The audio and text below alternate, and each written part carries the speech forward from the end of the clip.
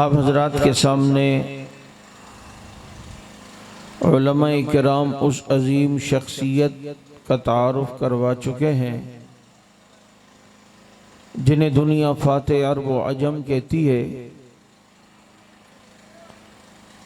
اور جن کا دور خلافت 64,65,000 مربع میل پر محیط ہے، یعنی کسی کی زمین پر بادل چل رہا ہوتا اور کسان کہتا بادل کو کہ برس جا اے بادل برس جا، مجھے تیرے پانی کی ضرورت ہے، اور وہ بادل آگے نکل جاتا تو یہ کسان کہتا کہ نہ برسنا، تو جہاں بھی برسے گا حکومت تو وہاں بھی معاویہ کی ہوگی۔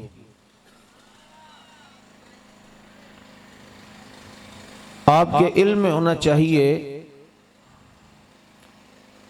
کہ حضرت معاویہ رضی اللہ تعالی عنہ کی فضیلت کے لیے صرف اتنا کافی ہے کہ وہ نبی کے صحابی ہیں، اور صحابی ہونا کتنا بڑا شرف ہے کہ بخاری شریف میں اللہ کے نبی صلی اللہ علیہ وسلم کی حدیث ہے جس کا مفہوم ہے، اللہ کے نبی نے فرمایا کہ میری امت پہ ایسا وقت آئے گا کہ وہ جہاد کے لیے نکلیں گے اور پوچھیں گے کہ کیا ہمارے لشکر میں کوئی ایسا شخص ہے کہ جس نے نبی کی زیارت کی ہو؟ تو بتایا جائے گا کہ ایک شخص ایسا ہے کہ جس نے نبی کو دیکھا ہے اور وہ صحابی ہیں۔ تو اللہ کے نبی نے فرمایا میرے اس صحابی کی برکت سے اللہ پورے لشکر کو فتح عطا فرمائیں گے، اور پھر فرمایا کہ ایسا وقت بھی آئے گا کہ میری امت جہاد کے لیے نکلے گی اور وہ لشکر والے لشکر اسلام پوچھیں گے کہ کیا ہم میں کوئی ایسا شخص ہے کہ جس نے اس کو دیکھا جنہوں نے نبی کو دیکھا تھا، یعنی صحابہ کو دیکھنے والوں میں سے کوئی ہے؟ تو بتایا جائے گا ایک شخص ایسا ہے کہ جس نے نبی کے صحابی کو دیکھا ہے۔ تو صحابی کو دیکھنے والے کی بھی اتنی برکت ہے کہ اللہ کے نبی فرماتے ہیں اس ایک شخص کی وجہ سے اللہ میری امت کے لشکر کو فتح عطا فرمائے گا۔ اب ذرا اندازہ کریں کہ صحابی کی فضیلت کتنی ہے اور صحابی کا مقام کیا ہے اور وزن کتنا ہے،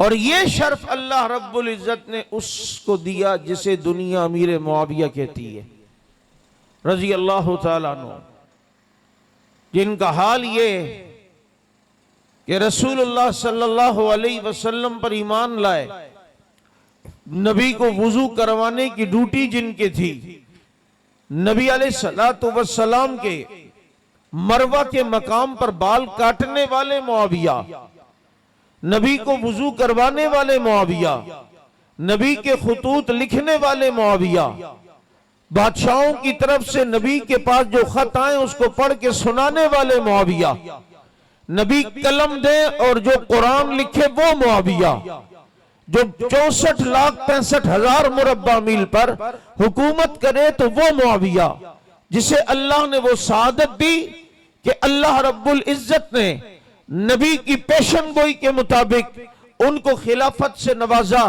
نبی کو ایک دن وضو کروا رہے ہیں، آپ کو پتہ ہے آدمی کو جب کسی سے محبت ہو تو محبت کا اظہار مختلف انداز سے آدمی کرتا ہے، کبھی اپنے ہاتھ میں پانی لے کے اس کے اوپر یوں چھینٹے مار دیتا ہے۔ حضرت معاویہ نبی کو وضو کروا رہے ہیں، نبی نے ہاتھ میں پانی لیا اور محبت سے حضرت معاویہ کے چہرے کی طرف مارا، اور وہ چھینٹے حضرت معاویہ کے چہرے پہ مارے، اور پھر ایسے کر کے نبی نے ایک جملہ فرمایا کہ معاویہ اللہ تجھے حکومت دے گا، اس میں انصاف کرنا، یہ پیشن گوئی ہے میرے نبی کی، اور میرا نبی جو بولتا ہے خدا پورا کر کے دکھاتا ہے۔ نبی نے پیشن گوئی کی، اللہ نے معاویہ کو حکومت بھی عطا فرمائی۔ آپ جانتے ہیں کہ میرے نبی جب ہجرت کر رہے تھے تو اپنے بستر پر کس کو سلا کے گئے تھے؟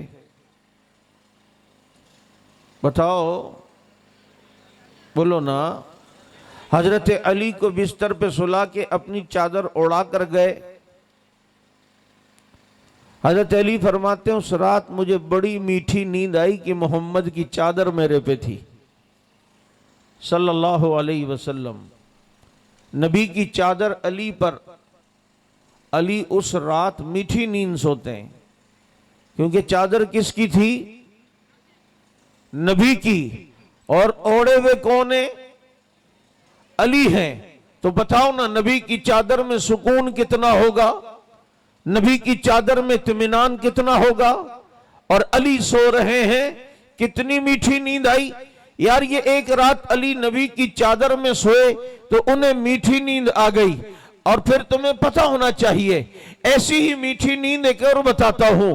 نبی جب دنیا سے جانے کا وقت تھا، حضرت معاویہ رضی اللہ تعالیٰ عنہ کا اپنے خادم سے کہا اس صندوق کو کھولو، اس میں خزانہ ہے۔ اس نے صندوق کو کھولا تو کہتا ہے حضرت اس میں تو خزانہ کوئی نہیں، صرف ایک چادر پڑی ہوئی ہے۔ حضرت معاویہ کہتے ہیں یہ خزانوں سے قیمتی خزانہ ہے، یہ میرے نبی کی چادر ہے، اور میں وصیت کرتا ہوں جب مجھے قبر میں اتار دو تو میرے اوپر محمد کی چادر رکھ دینا، میرے نبی کی چادر مجھ پہ ڈال دینا، تو پھر مجھے کہنے دے جو ہجرت کی رات نبی کی چادر میں سوئے اسے بھی نیند میٹھی آتی ہے، اور جو قبر میں 1400 سال سے نبی کی چادر اوڑھ کے سو رہا ہے اس معاویہ کو بھی نیند میٹھی آ رہی ہے۔ 1400 سال سے۔ اور اس لیے ایک فضیلت حضرت معاویہ کی نبی نے بتائی، وہ فضیلت کسی اور صحابی کی نہیں نظر آتی، یعنی حدیث میں نہیں ملتی، کہ نبی نے فرمایا بعث اللہ معاویہ یوم القیامہ وعلیہ رداء من نور الایمان، معاویہ قیامت میں اپنی قبر سے ایسے اٹھے گا کہ اس پہ نور ایمان کی چادر ہوگی۔ میں نے یہ واقعہ پڑھا اور یہ حدیث پڑھی تو ایک دم ذہن میں بات آئی، لگتا ہے یہ وہی نبی کی چادر اوڑھ کر قبر سے اٹھیں گے جس چادر کو شاید نور ایمان کی چادر کہا گیا ہو، جسے روشنی کی چادر کہا گیا ہو۔ یہ خوش نصیبی ہے۔ آج تمہیں پتہ نہیں ہے اس صحابی کا مقام، صحابی تو کوئی بھی ہو وہ خوش نصیب ہے، کیونکہ اس کی آنکھوں نے محمد کو دیکھا ہے، اس کی آنکھوں نے نبی کی زیارت کی ہے۔ آج ہمیں لوگ کہتے ہیں مولوی صاحب کوئی ایسا وظیفہ بتائے نا کہ خواب میں نبی کی زیارت ہو۔ بھائی کیوں؟ کہتے ہیں یار بڑی خوش نصیبی ہے کہ نبی کی اگر خواب میں زیارت ہو جائے تو کتنی خوش قسمتی ہے۔ میں نے کہا جو نبی کو خواب میں دیکھے خوش نصیب ہے، اور جو صحابہ براہ راست دیکھتے تھے وہ کتنے خوش نصیب۔ جنہوں نے نبی کو براہ راست دیکھا، اور کتنی خوش نصیبی کہ نبی کے ساتھ بیٹھتے تھے، نبی کے پیچھے نمازیں پڑھتے تھے، نبی کے ساتھ رہتے تھے۔ حضرت معاویہ رضی اللہ عنہ ایک دن نبی کے ساتھ بیٹھے ہیں سواری پر، حضرت معاویہ کا پیٹ نبی کی پیٹھ مبارک سے ٹچ ہو رہا ہے۔ نبی نے دعا دے دی، اللہم املہ علما، اللہ معاویہ کے پیٹ کو علم سے بھر دے، معاویہ کے پیٹ کو علم سے بھر دے۔ یہی دعا کا اثر ہے کہ حضرت معاویہ فقہا صحابہ میں شمار ہوتے ہیں۔ 1400 کے قریب وہ صحابہ ہیں جو فقہا صحابہ کہلاتے ہیں، ان میں حضرت معاویہ رضی اللہ تعالیٰ عنہ بھی ہیں۔ ایسا علم، جب ایک یہودی نے حضرت معاویہ رضی اللہ عنہ سے پوچھا کہ معاویہ مجھے ایک سوال کا جواب دو، میں ایمان لاؤں گا۔ کہا کیا سوال؟ کہا کہ وہ کون سی 4 چیزیں جو کسی پیٹ سے پیدا نہیں ہوئی ہیں لیکن چلی ہیں، انہوں نے سانس لیا ہے۔ حضرت معاویہ رضی اللہ عنہ نے فرمایا پہلے تو آدم علیہ السلام ہے، کسی پیٹ سے پیدا نہیں ہوئے، اور دیکھو سانس بھی لیا ہے، چلے بھی ہیں۔ اس نے کہا دوسرے، حضرت معاویہ رضی اللہ تعالیٰ عنہ نے فرمایا حضرت صالح علیہ السلام نے دعا کی، پہاڑ پھٹا، تو پہاڑ سے ایک اونٹنی نکلی تھی. یہ اونٹنی کسی پیٹ سے پیدا نہیں ہوئی ہے لیکن چلی بھی ہے, سانس بھی لیا ہے. اس نے کہا تیسری کیا چیز ہے؟ حضرت معاویہ رضی اللہ تعالیٰ عنہ نے فرمایا حضرت موسیٰ علیہ السلام قوم کے جادوگروں کے مقابلے میں آئے اور حضرت موسیٰ نے جو اپنا عصا پھینکا, یہ جو اژدہا بنا یہ کسی سپنی سے پیدا نہیں ہوا تھا لیکن چلا بھی, یہ سانس بھی لیا. اس نے کہا چوتھی کیا چیز ہے؟ حضرت معاویہ رضی اللہ عنہ نے فرمایا حضرت ابراہیم علیہ السلام جب اپنے بیٹے کو ذبح کرنے لگے تو اللہ نے جو جنت سے مینڈا بھیجا تھا یہ کسی پیٹ سے پیدا نہیں ہوا تھا. وہ یہودی کلمہ پڑھتا ہے اور کہتا ہے میں نے اپنی کتاب میں آخری نبی کے ساتھیوں کے علم کی یہی نشانی پڑھی تھی. یہ ہیں سیدنا معاویہ رضی اللہ تعالیٰ عنہ جن کو اللہ رب العزت نے, میں نے کہا سب سے بڑا شرف یہ دیا کہ وہ صحابی, خود صحابی, بہن صحابیہ, والدہ صحابیہ, بھائی صحابی اور والد صحابی. یار ایک گھر کے اندر کتنے ستارے, ایک گھر کے اندر کتنی روشنی ہے اور کتنی قربت نبی سے کہ حضرت معاویہ رضی اللہ تعالیٰ عنہ کی بہن ام حبیبہ نبی کی بیوی, ام المومنین, مسلمانوں کی ماں ام حبیبہ بہن کس کی ہیں؟ بولو نا بابا, یہ چیزیں بھی سنا کرو اور سمجھا کرو اور یاد کیا کرو. آج ہمیں یہ چیزیں یاد نہیں ہیں, ہمیں یہ پتا ہے کہ کس کھلاڑی کے کتنے رن ہیں اور کس کھلاڑی کی کتنی رن ہیں, یہ پتا ہے. بعض کھلاڑیوں کے رن ہوتے ہیں لیکن کوئی ایسا کھلاڑی بھی ہے جس کی رن بھی بہت ہوتی ہے, تو رن کس کی زیادہ ہیں یہ پتا ہے لیکن یہ نہیں پتا کہ آپ کے پشاور تک اسلام کون لایا تھا, آپ کے مکران تک اسلام کون لایا تھا. یہ آپ کے یہ جامپور سے آگے ڈیرہ غازی خان اور مکران کے درمیان کی جگہوں پر سہل ابن عدی رضی اللہ تعالیٰ عنہ کی قبر ہے. یہ یہاں کس کے دور خلافت میں آئے؟ یہ آپ کے پشاور تک جو فوجیں آئی تھیں, مکران اور ملتان تک جو فوجیں آئی تھیں, ان فوجوں کے سپہ سالار اور امیر کو اور اس وقت کے خلیفہ کو دنیا امیر معاویہ کہتی ہے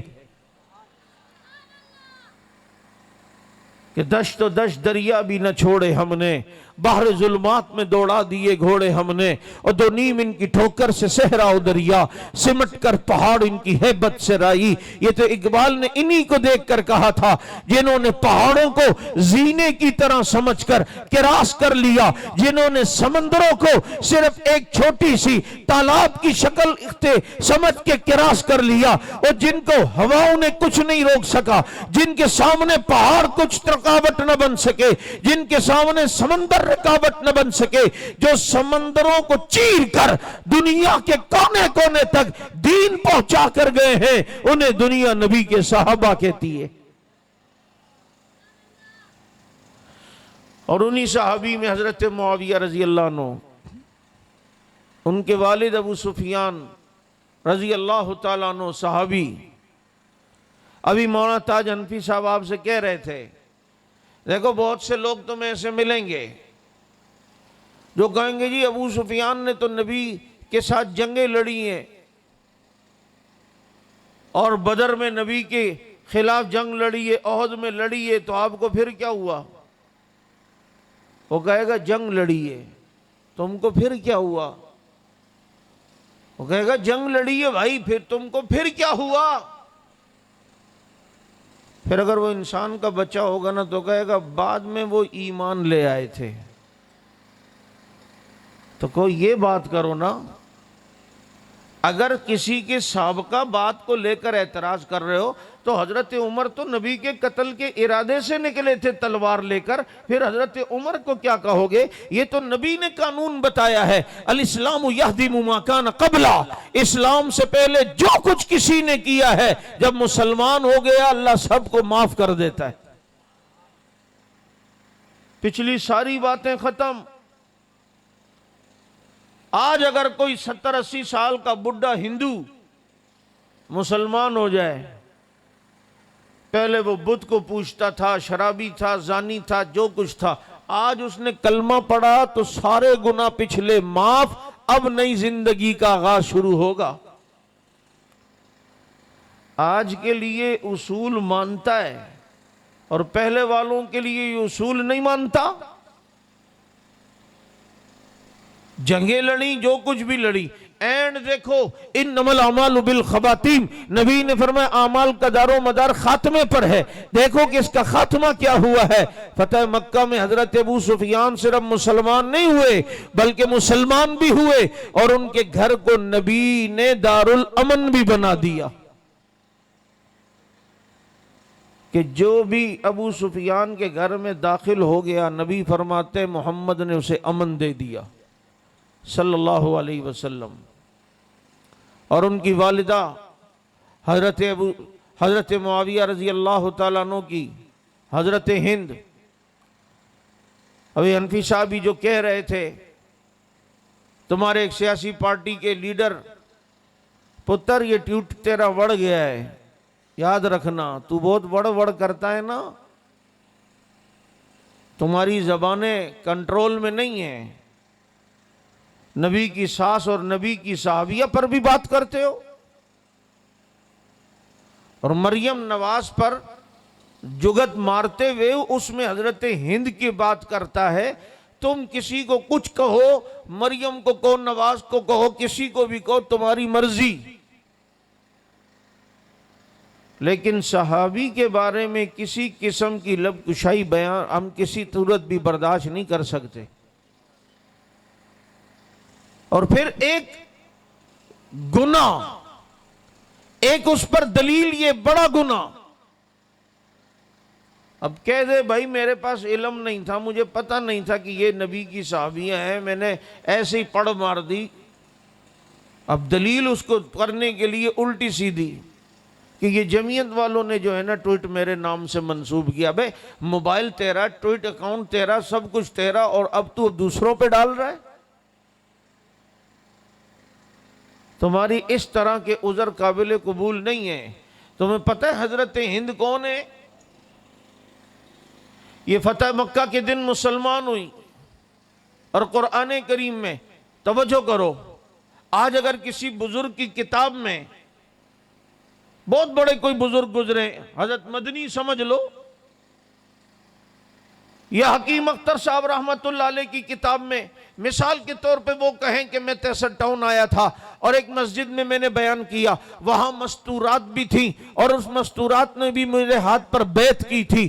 آپ کی والدہ، آپ کی امی، ان میں سے کوئی اس دن بیعت کر رہی ہو تو کتاب میں جب ذکر آئے گا تو آپ کتنے خوش ہوں گے، آپ اپنے کتنے دوستوں کو بتاؤ گے یار یہ جو حضرت نے اپنی کتاب میں 63 ٹاؤن کی ایک مسجد میں عورتوں کی بیعت کا ذکر کیا نا، یقین کرو اس بیعت میں میری والدہ بھی تھی، اس بیعت میں میری والدہ بھی شریک تھی۔ یار یہ دیکھو حضرت نے جو لکھا ہے نا، اس بیعت میں میری والدہ بھی شریک تھی۔ معاویہ تیری والدہ کو سلام ہو، اللہ نے قرآن میں ایک بیعت کا ذکر کیا ہے، یا ایھا النبی اذا جاءک المؤمنات یبایعنک الا لا یشرکن باللہ شیئا ولا یسرقن ولا یزنین ولا یقتلن اولادہن ولا یأتین ببہتان یفترینہ۔ یہ جو 28ویں پارے میں اللہ نے عورتوں کی بیعت کا ذکر کیا ہے کہ نبی نے ان عورتوں کو ان باتوں پر بیعت کیا تھا، اور قرآن عورتوں کی جس بیعت کا ذکر کرتا ہے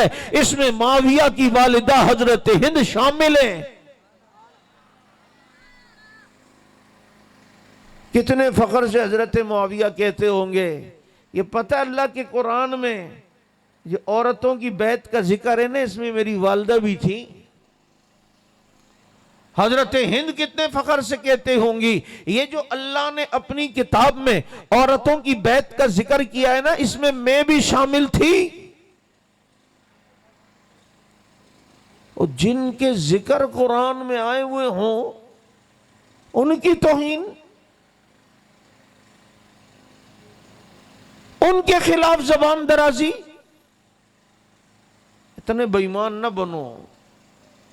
بے ایمان تو بہت سارے بن گئے ہیں، کچھ کالوں نے بنا لیے، کچھ پیلوں نے بنا لیے، کچھ یہ مرزا جہلمی نے بنا لیے، کچھ ادھر سے کچھ ادھر سے۔ اس دور میں اپنا ایمان بچانا ہے نا تو ان ایمان والوں سے محبت کرو کہ جن کے ایمان کی گواہیاں اللہ نے قرآن میں اولئک ھم المؤمنون کہہ کر دی ہیں کہ اے نبی تیرے صحابہ کے ایمان کی گواہی خود رب دے رہا ہے، خود اللہ دے رہا ہے۔ اور آپ کو پتہ ہونا چاہیے حضرت معاویہ رضی اللہ عنہ کے والد ابو سفیان مسلمان ہوئے فتح مکہ میں۔ اب پتہ ہے کیا بہانہ ملتا ہے ان لوگوں کو تنقید کا؟ وہ جی فتح مکہ کے بعد ہوئے، دل سے نہیں ہوئے تھے۔ تو دل کے حال جانتا ہے؟ دل سے نہیں ہوئے تھے۔ مکہ فتح ہونے کے تقریباً ہفتے کے اندر نبی نے حنین کی لڑائی لڑی ہے۔ حنین کی لڑائی میں حضرت معاویہ شامل ہیں، اور جو مال غنیمت کا امیر نبی نے بنایا تو حضرت معاویہ کے والد ابو سفیان کو بنایا۔ پیسوں کا معاملہ کتنا حساس ہوتا ہے۔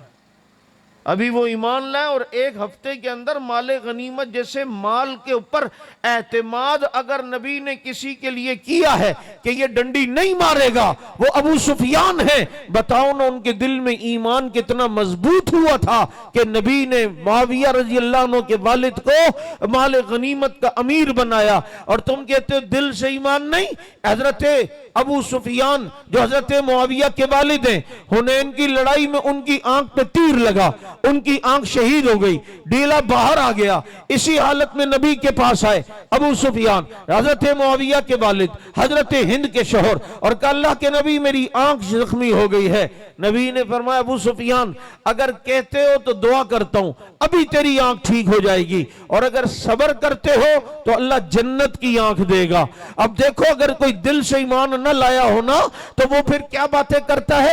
اللہ کے پاس کبھی تو نہیں ہے نا حضرت، اللہ مجھے یہاں بھی دے دے آخرت میں بھی دے دے۔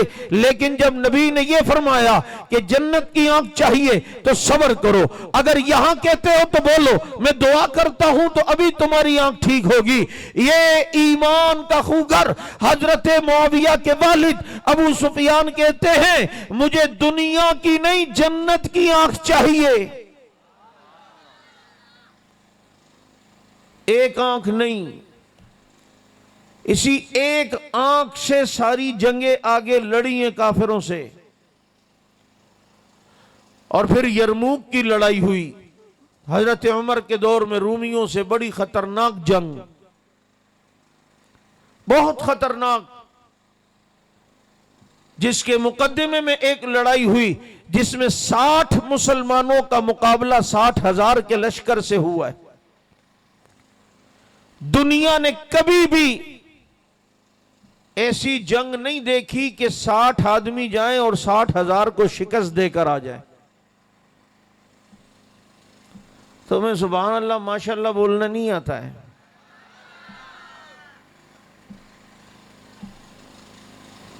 اصل میں تم نے خالی اپنی بیوی کی جنگ دیکھی ہوئی ہے نا گھر میں، اس لیے تمہیں اور جنگوں کی طرف دھیان ہی نہیں جاتا۔ تمہیں پتہ ہے کمانڈر میرے گھر میں بھی ہے۔ بچوں دیر ہو گئی آج، تمہیں جاؤ گے تو پھر ذرا اپنی اس پہ جانا، ایسا نہ ہو کہ ہمارے اوپر ڈال دے ہو کہ جناب مولوی صاحب نے تقریر میں دیر کر دی تھی۔ تو اس لیے دیکھو وہ جو شاید جا رہا ہے اس کو یاد آیا ہوگا 12 بج گئے، نہیں منہ بھی چھپا کے جا رہا ہے۔ کوئی نہیں،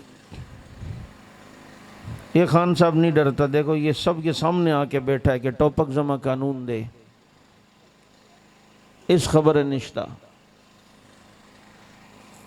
بیوی کی کبھی کبھی تعریف بھی اس کے سامنے کر دیا کرو، بیچاری خوش ہو جائے، اس کا بھی حوصلہ ہو جائے، اس کا بھی خون بڑھے،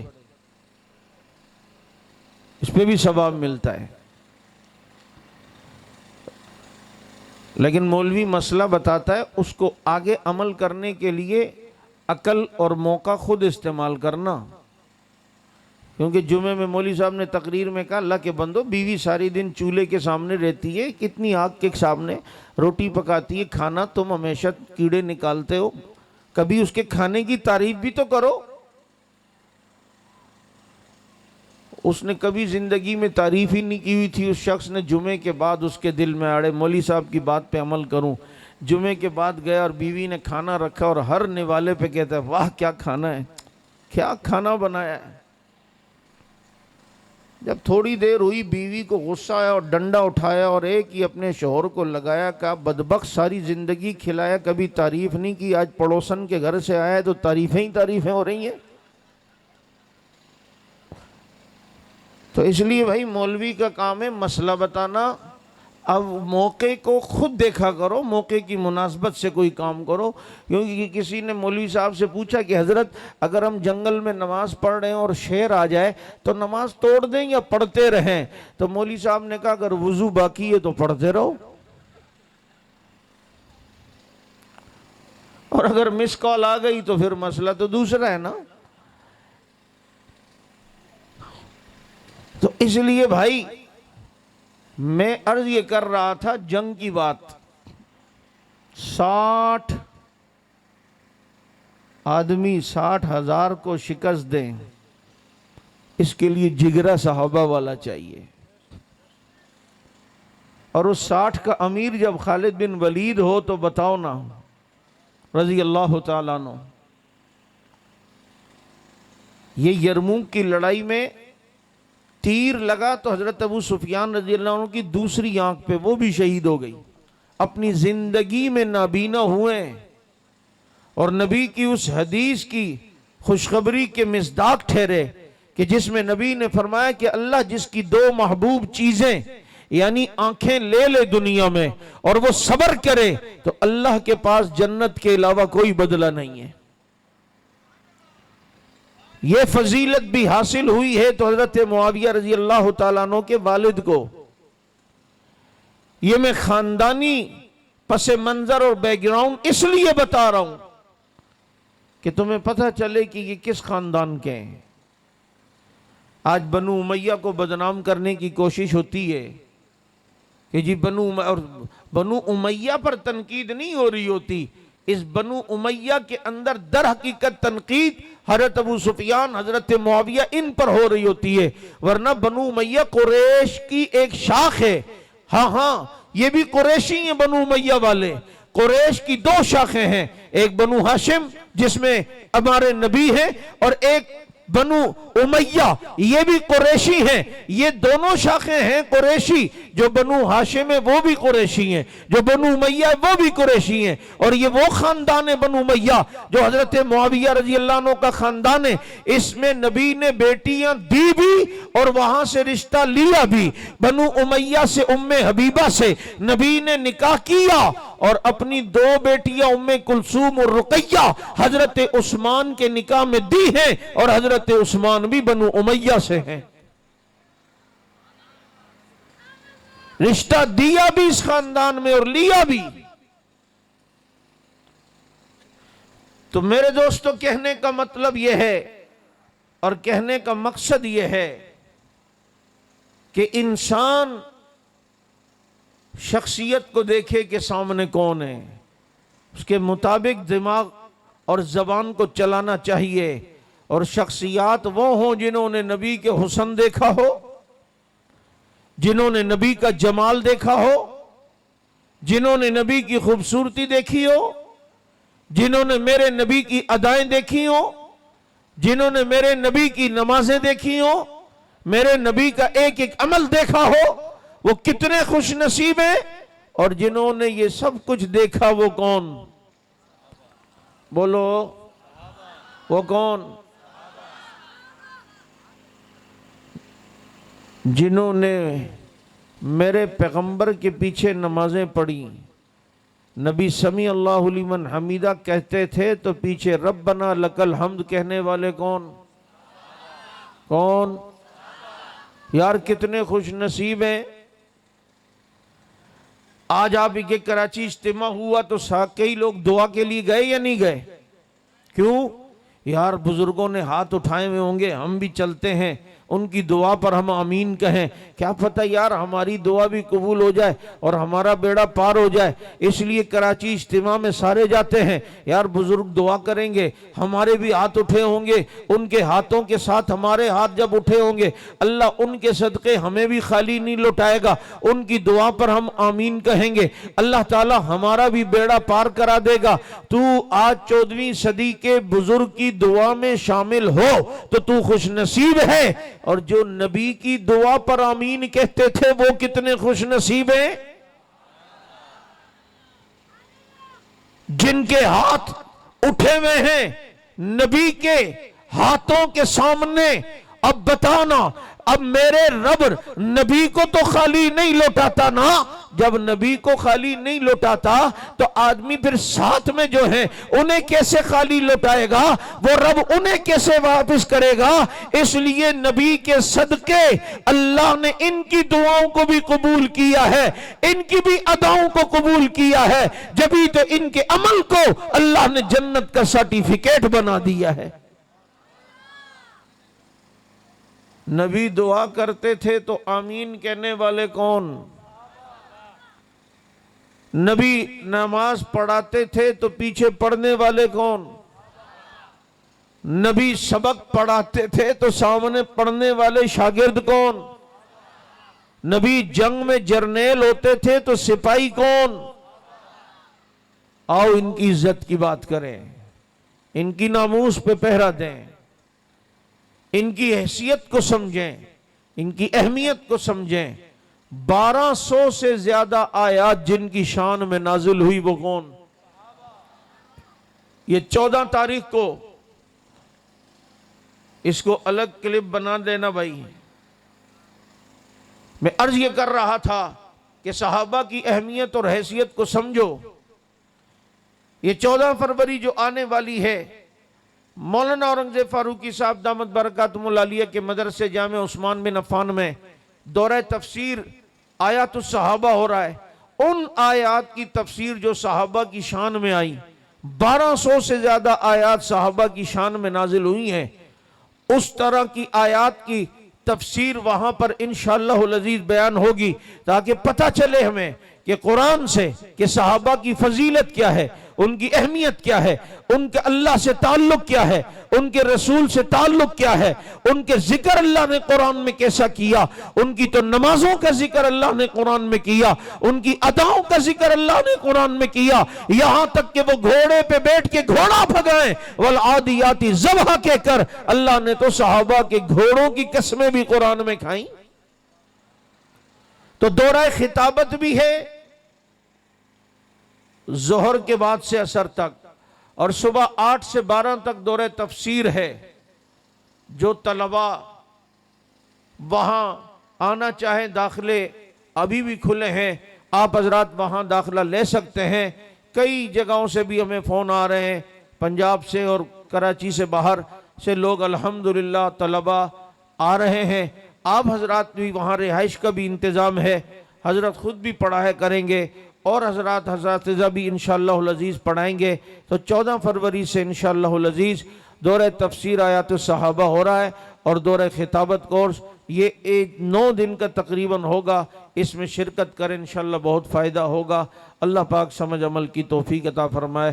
وآخر دعوانا ان الحمدللہ رب العالمین۔